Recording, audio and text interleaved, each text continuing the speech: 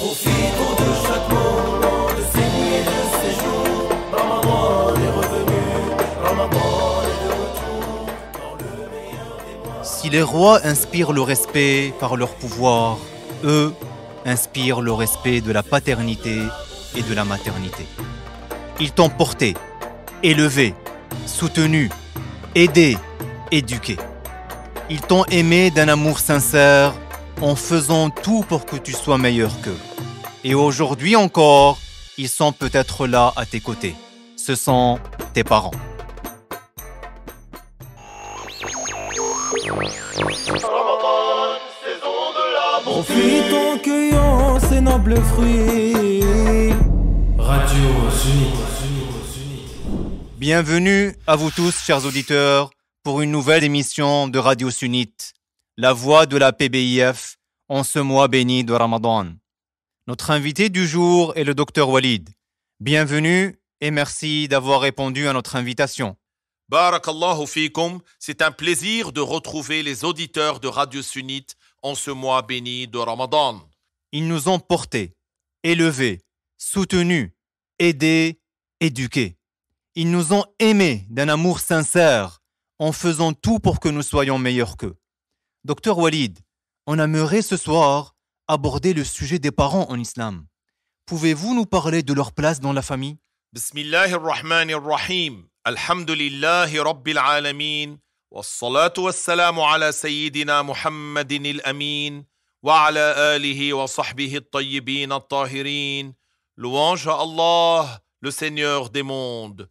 Et que Dieu honore davantage notre maître Muhammad sallallahu alayhi wa sallam, l'honnête, ainsi que sa famille et ses compagnons bons et purs.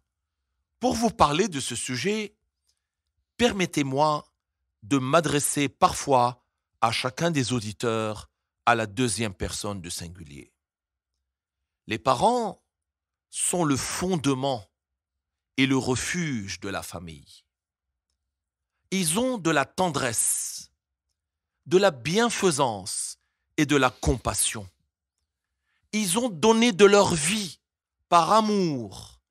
Ils ont prodigué la miséricorde de bon cœur. Ils ont eu mal pour les douleurs de leurs enfants. Ils ont versé des larmes pour les pleurs de leurs tout-petits. Ils t'ont pris par la main quand tu étais petit.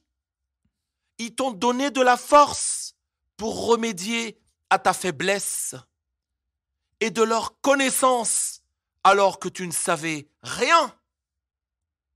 Ils t'ont guidé et t'ont éduqué. Ils n'ont pas demandé de remerciement, ni attendu de toi de rétribution. Leur souhait a été de te voir doté de force, de science, de jeunesse, de bonne santé, de joie et de bonheur. Ton bonheur, ces murs ont été bâtis avec les pierres de leur chagrin. Ton repos s'est élevé sur l'assise de leur fatigue. Leur joie, c'est ton sourire. Leur sérénité, ton bonheur. Ils veulent pour toi davantage que ce qu'ils n'ont jamais voulu pour eux-mêmes. Ils œuvrent pour que tu sois meilleur qu'eux. Comment pourrais-tu les rétribuer d'une rétribution qu'ils n'ont pas demandée? Comment pourrais-tu les honorer d'un honneur qu'ils ne t'ont pas demandé, mon frère, ma sœur? C'est vrai, subhanallah. On ne pourra jamais leur rendre tout ce qu'ils ont fait et font encore pour nous. Mais qu'est-ce qu'on peut faire malgré tout? Comment l'islam, notre belle religion, nous demande d'agir avec nos parents? Allah Ta'ala dit وَوَصَّيْنَا الْإِنسَانَ بِوَالِدَيْهِ حُسْنًا. Ce qui veut dire en français, nous avons prescrit à l'être humain d'agir en bien avec ses parents. Et Allah Subhanahu wa Ta'ala dit وَوَصَّيْنَا الْإِنسَانَ بِوَالِدَيْهِ حَمَلَتْهُ أُمُّهُ وَهْنًا عَلَى وَهْنٍ وَفِصَالُهُ فِي عَامَيْنِ أن اشكر لي ولوالديك إلي المصير. Ce qui signifie, nous avons prescrit à l'être humain la bienfaisance envers ses parents. Lui que sa mère a porté, supportant difficulté sur difficulté, et dont le sevrage a lieu à 2 ans. Remercie-moi et remercie tes parents, vous reviendrez tous à la vie pour mon jugement. Et Allah Azza wa Jal dit وَقَضَى رَبُّكَ أَلَّا تَعْبُدُوا إِلَّا إِيَّاهُ وَبِالْوَالِدَيْنِ إِحْسَانًا إِمَّا يَبْلُغَنَّ عِندَكَ الْكِبَرَ أَحَدُهُمَا أَوْ كِلَاهُمَا إِمَّا يَبْلُغَنَّ عِندَكَ الْكِبَرَ أَحَدُهُمَا أَوْ كِلَاهُمَا فلا تقل لهما أف ولا تنهرهما وقل لهما قولا كريما واخفض لهما جناح الذل من الرحمة وقل رب ارحمهما كما ربياني صغيرا. Ce qui signifie Allah ordonne que vous n'adoriez que lui et que vous soyez bienfaisants envers vos parents. S'ils atteignent leur vieux jour auprès de toi, l'un des deux ou tous les deux, ne leur dis pas ouf, ne leur dis pas des paroles rudes et adresse-leur de belles paroles. Fais preuve d'humilité envers eux par miséricorde et dis « Ô Seigneur, fais-leur miséricorde comme ils m'ont élevé quand j'étais petit. » Après cette traduction de la signification de certains versets, Inch'Allah, nous allons maintenant expliquer une partie de ce verset avec un peu plus de détails. Donc Allah Ta'ala dit وَقَضَى رَبُّكَ أَلَّا تَعْبُدُوا إِلَّا إِيَّاهُ. Ça veut dire Allah nous a ordonné de n'adorer que lui. وَبِالْوَالِدَيْنِ إِحْسَانًا. Et il a ordonné la bienfaisance envers les parents. Appelé en arabe al-ihsan, envers les parents. La bienfaisance consiste à les respecter et à agir en bien et avec égard envers eux. Abdullah ibn Mas'ud avait interrogé le prophète sallallahu alayhi wa sallam. Quelle était la meilleure des œuvres, c'est-à-dire après la croyance en Dieu et en son messager? Il avait dit as-salatu li waqtiha, ce qui signifie accomplir la prière dans son temps. Puis il a demandé, et ensuite, quoi d'autre? Il avait dit birrul walidain, ce qui veut dire en français la bienfaisance envers les parents. Et le messager sallallahu alayhi wa sallam a dit Raghima anfu man adraka abawayhi 'inda al-kibar ahadahuma aw kilayhima falam yadkhulil jannah. Ce qui signifie combien est perdant celui qui a vécu jusqu'à ce que ses parents deviennent âgés, l'un des deux ou les deux, et qui n'est pas entré au paradis. Cela veut dire que la bienfaisance envers les parents, lorsqu'ils deviennent âgés ou faibles, en se mettant à leur service, en les prenant en charge ou autrement, est une cause pour entrer au paradis et gagner dans l'au-delà. Donc, comme l'a expliqué le prophète, sallallahu alayhi wa sallam, celui qui a vécu jusqu'à ce que ses parents deviennent âgés et qui ne s'est pas comporté avec eux de sorte à gagner le paradis, c'est une grande perte pour lui. Donc, parmi les choses qui sont demandées, c'est de s'occuper de nos parents, s'ils sont vieux ou faibles, d'être à leur service. Et c'est quelque chose qui demande beaucoup de patience, subhanallah. Que peut-on faire d'autre pour bien agir avec nos parents, conformément aux enseignements de notre belle religion? En fait, la bienfaisance envers les parents comporte aussi le fait de leur obéir en tout ce qui ne comporte pas de péché. Allah tabaraka wa ta'ala nous a ordonné aussi de leur adresser de belles paroles. Allah Ta'ala dit وَقُلْ لَهُمَا قَوْلًا كَرِيمًا, ce qui signifie et adresse-leur de bonnes paroles. C'est-à-dire, dis-leur des paroles douces, tendres, les meilleures que tu puisses trouver. Allah nous a ordonné d'adopter un comportement doux envers nos parents et il nous a ordonné la bienfaisance avec eux. La porte de la bienfaisance est donc très largement ouverte. Entre dans ce cadre le fait d'agir avec modestie avec eux et de leur faire des invocations, comme cela est cité dans le verset. Allah Ta'ala dit واخفض لهما جناح الذل من الرحمة وقل رب ارحمهما كما ربياني صغيرا. C'est-à-dire, sois doux, modeste et humble avec eux, par miséricorde et par tendresse envers eux, et fais-leur des invocations pour que Allah leur fasse miséricorde, tout comme ils t'ont fait miséricorde lorsque tu étais petit, quand tu avais besoin d'eux. Fait aussi partie de la bienfaisance envers les parents le fait de délaisser tout ce qui pourrait les déranger. Ibn Abbas, que Allah l'agrée, lui et son père, a dit « Ne secoue pas tes vêtements en leur présence, de crainte que la poussière ne les atteigne. » Subhanallah, ne pas secouer ses vêtements en leur présence, de crainte que la poussière ne les atteigne. Cette parole d'Ibn Abbas est très belle, très lourde de sens et montre bien le grand respect que l'on doit montrer à nos parents. Et pour citer une autre belle parole, Urwa, fils de Az-Zubayr, qui est d'ailleurs le neveu de la dame Aïcha, que Dieu l'agrée, et qui est un des grands savants de Médine, a dit « Ne t'abstiens pas de faire une chose qu'ils souhaitent et qu'ils aiment. » Voilà à quel point l'islam nous demande de réjouir le cœur de nos parents par tout ce qui peut être une source de joie pour eux. Il y a d'ailleurs beaucoup d'autres manières d'agir en bien avec eux. Entre dans cela également la bienfaisance avec l'argent, les services, les visites et même en visitant ceux qu'ils aiment.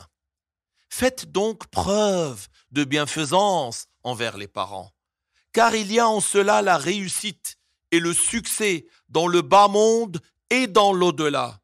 Une bénédiction dans le bas monde et dans l'au-delà. Une cause pour la subsistance et la facilitation des choses. Et c'est une cause pour que s'ouvrent les voies du bien et pour obtenir la récompense et les hauts degrés. C'est magnifique. Donc on en comprend l'incitation en islam d'agir en bien envers les parents, que ce soit la mère ou le père. Mais est-ce que l'un des deux a tout de même une particularité? Effectivement, il est rapporté que le prophète sallallahu alayhi wa sallam a dit أَعْظَمُ النَّاسِ حَقًّا عَلَى الرَّجُلِ أُمُّهُ, ce qui signifie la personne qui a le plus grand droit sur l'homme, c'est sa mère.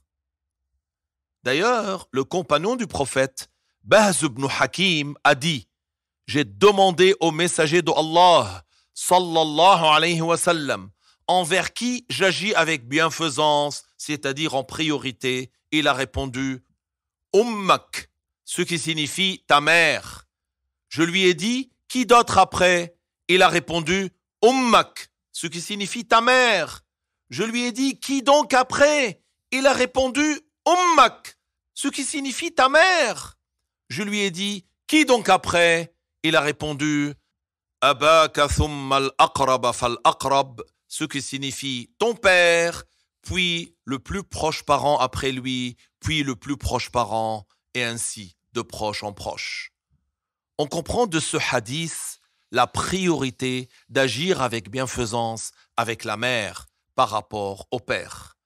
Et la religion a accordé cette spécificité à la mère en raison de tous les efforts qu'elle a fournis pour pallier les difficultés et en raison de sa tendresse compatissante compte tenu de ce qu'elle supporte comme douleur pendant la grossesse, lors de l'accouchement et comme fatigue durant l'allaitement et l'éveil la nuit. Abdullah ibn Omar, que Allah l'agrée, ainsi que son père Omar ibn al-Khattab, a vu un homme qui portait sa mère sur le dos tout en faisant les tours rituels autour de la Kaaba. Et qui lui a dit « Ô fils de Omar, crois-tu que je me serai acquitté du droit qu'elle a sur moi après ce que je fais ?» Il a répondu « Même pas pour une seule des contractions de l'accouchement, mais tu as agi en bien envers elle, et Dieu te rétribuera pour le peu que tu fais par beaucoup de récompenses. » Chers auditeurs, il y a beaucoup de récits rapportés qui montrent l'importance d'agir avec bienfaisance envers la mère, parmi lesquels l'histoire d'un vertueux, connu sous le nom de Bilal al-Khawwas, qui a dit « Je me trouvais un jour dans une région désertique.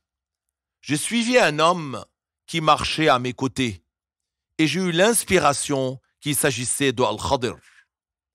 Je rappelle aux éditeurs que Al-Khadir est un prophète selon l'avis le plus argumenté et qu'il avait rencontré le prophète Moussa. Mais il est encore vivant et certains saints vertueux le rencontrent. On revient au récit de Bilal al-Khawwas qui a dit « Je l'ai interrogé au sujet de Malik, fils de Anas, c'est-à-dire l'imam Malik. Il a répondu « C'est l'imam des imams. » Puis, je l'ai interrogé au sujet de Ash-Shafi'i et il a dit « Il fait partie des Autad » et il s'agit là d'un degré très élevé dans la sainteté. Ensuite, je l'ai interrogé au sujet de Ahmed ibn Hanbal. Il a répondu « C'est un Siddiq » et il s'agit d'un degré très élevé dans la sainteté. Je l'ai interrogé ensuite au sujet de Bishr al-Hafi, qui était en fait un très grand saint contemporain de l'imam Ahmed ibn Hanbal. Et il a répondu « Il ne viendra personne après lui qui soit comme lui. » Je lui ai dit « Par Allah, qui es-tu » Il a répondu « Al-Khadir ». Je lui ai demandé la raison pour laquelle j'avais pu le voir. Et il a répondu « Parce que tu es bienfaisant envers ta mère. » C'est-à-dire que si Bilal al-Khawwas a mérité de voir Al-Khadir, c'est parce que il agissait avec bienfaisance envers sa mère. Subhanallah al-Azim. C'est magnifique. Docteur Walid, de nos jours, nous vivons, et cela ne date pas d'hier, dans une époque où on constate que certains se comportent envers leurs parents de façon tout à fait opposée à ce que vous venez de nous décrire.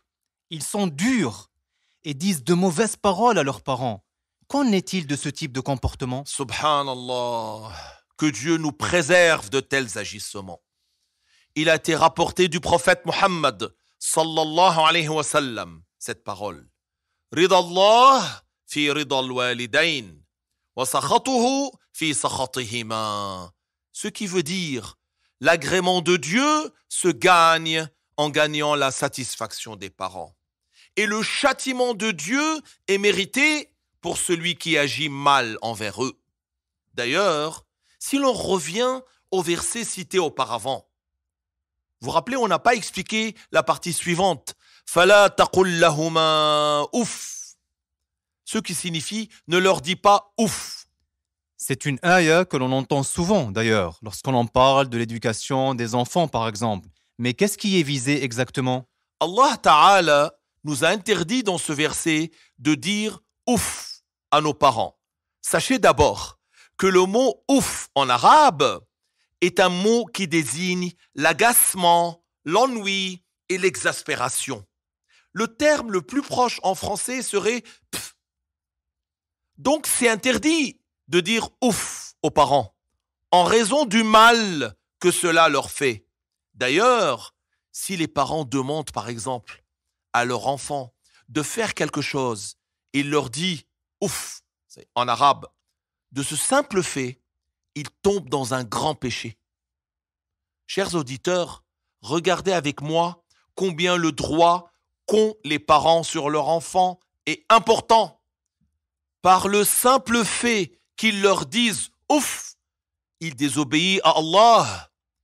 Dans ce verset, Allah Ta'ala nous interdit de leur adresser des paroles rudes. Il dit « Wala tanharhuma », ce qui signifie « ne leur dis pas des paroles rudes », c'est-à-dire ne leur parle pas d'une manière blessante pour qu'ils délaissent certaines choses qui ne sont pas interdites, mais vers lesquelles toi tu ne penches pas.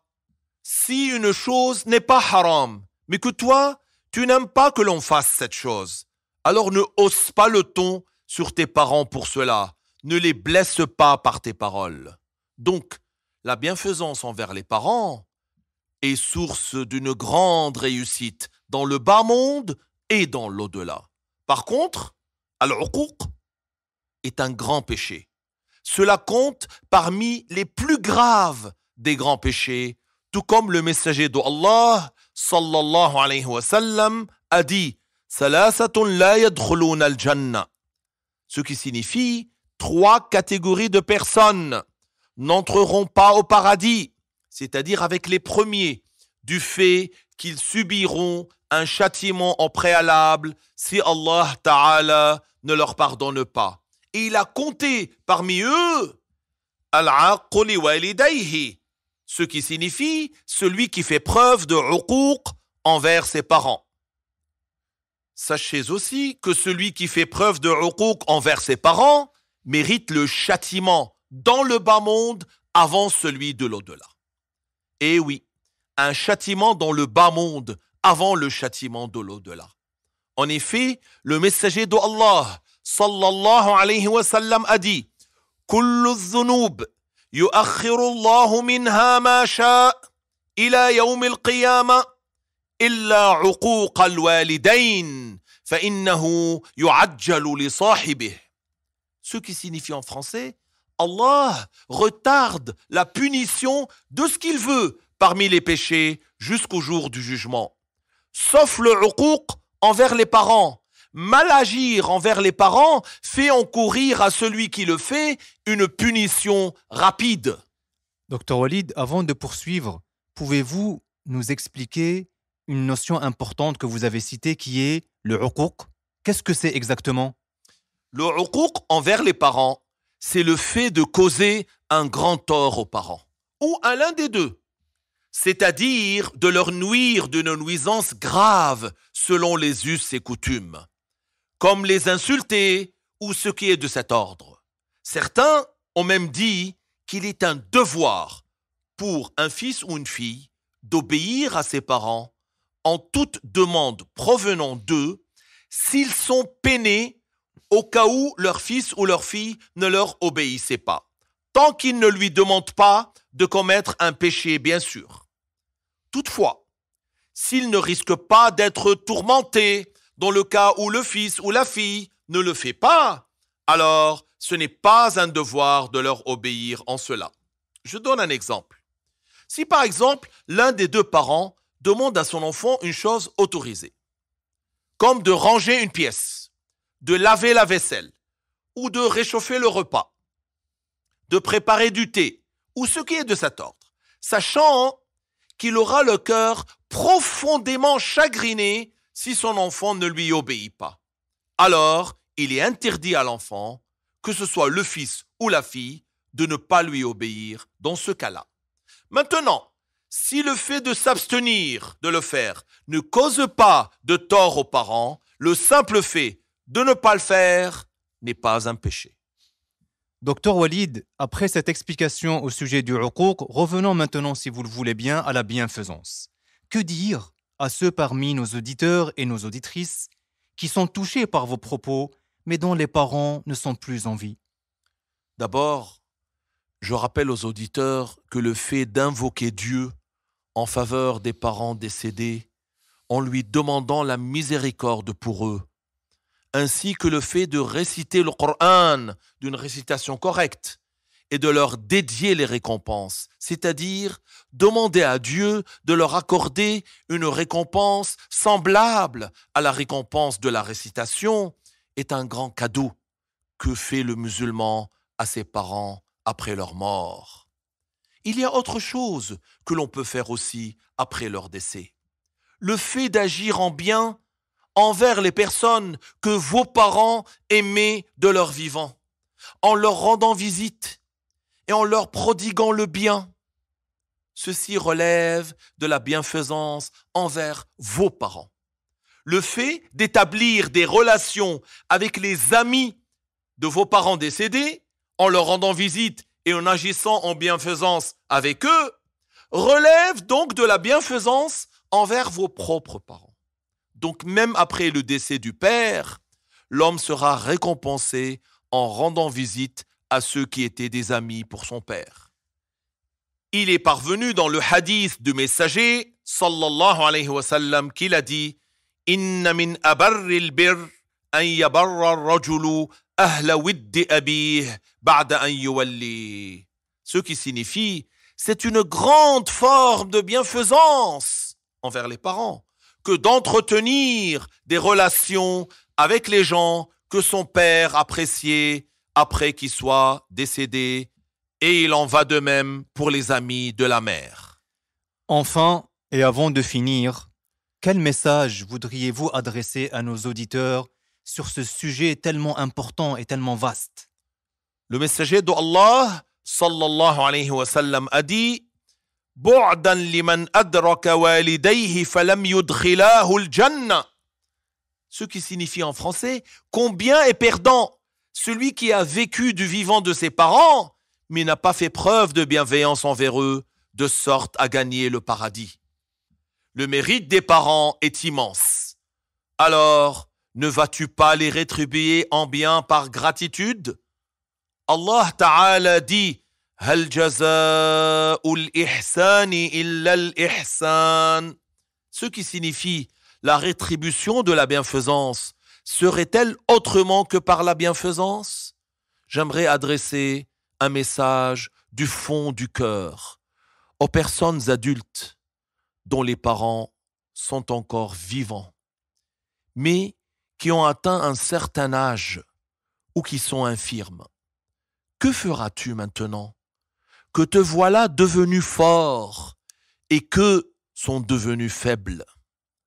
Quel comportement auras-tu alors qu'ils ont besoin de toi, après que tu as eu longtemps besoin d'eux? Avec tes amis, tu montres le sourire, la générosité et la bonne humeur, et c'est une bonne chose. Tu échanges avec tes amis des cadeaux, tu leur rends visite après qu'ils t'ont rendu visite, et tu fais de ton mieux. Alors que ceux qui méritent le plus ta bonne compagnie, ce sont tes parents. Comment feras-tu preuve de bonne compagnie si tu ne tiens même pas compte d'eux? Rappelle-toi, le jugement dans l'au-delà est devant toi. Oui, tu reviendras à la vie pour être jugé. Sois devant tes parents comme en présence d'un roi imposant le respect.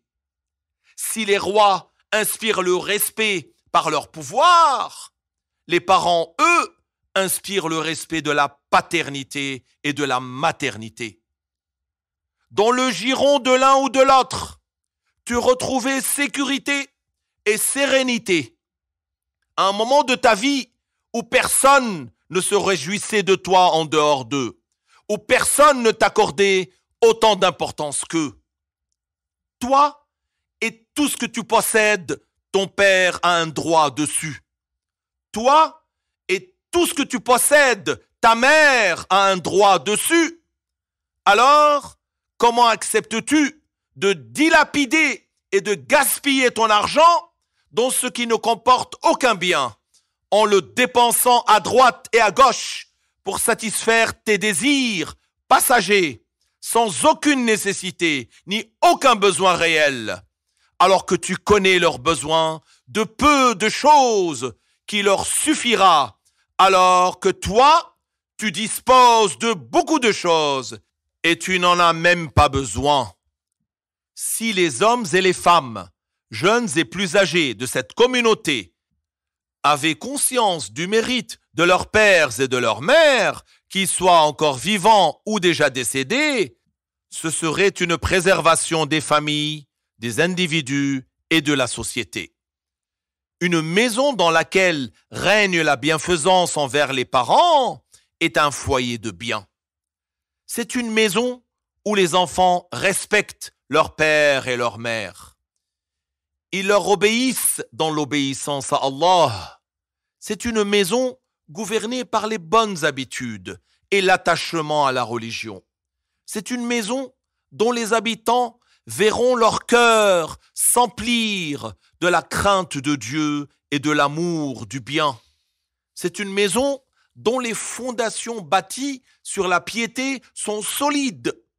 Ainsi, un père vertueux et une mère vertueuse ordonnent à leurs enfants le bien et les guident sur la bonne voie, car les enfants, dans le cœur d'un père ou d'une mère, font partie de ce qu'il y a de plus cher au monde. Pour leurs enfants, les difficultés deviennent faciles. Les parents dépensent les biens précieux. Ils veillent les nuits. Ils versent larmes et sueurs pour s'assurer d'obtenir une bouchée de nourriture et un esprit tranquille.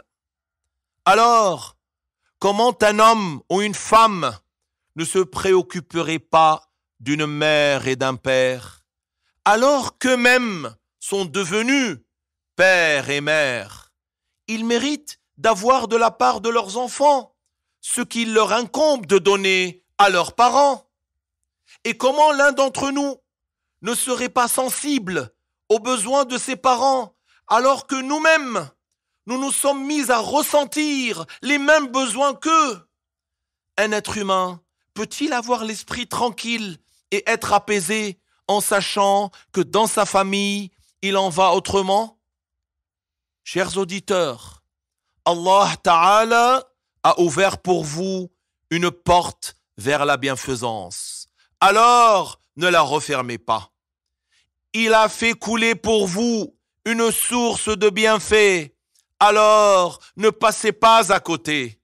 Certaines grâces, on n'en reconnaît la valeur qu'après les avoir perdues. En fait, je dirais plutôt, la plupart des bienfaits sont ainsi. Et les parents font partie de ces bienfaits. Celui qui les perd s'en rend compte. Il arrive que certains s'en rendent compte avant de les perdre.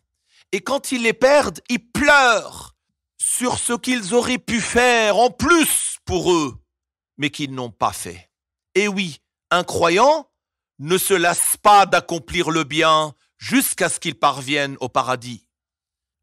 Si celui qui a été bienfaisant envers ses parents pleure leur mort comme un enfant qui a perdu quelque chose qu'il ne retrouvera pas ou qui a perdu quelqu'un qui ne rentrera jamais, alors dans quel état se retrouve l'ingrat qui faisait un grand tort à ses parents et qui se rend compte finalement de leur valeur après les avoir perdus?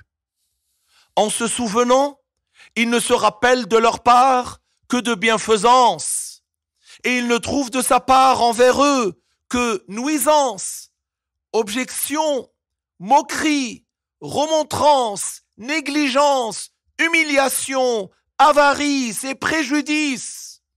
Et par-dessus tout cela, une parole rude chaque jour, un cri au visage d'un père comme s'il était un ennemi et au visage d'une mère comme si elle était une servante.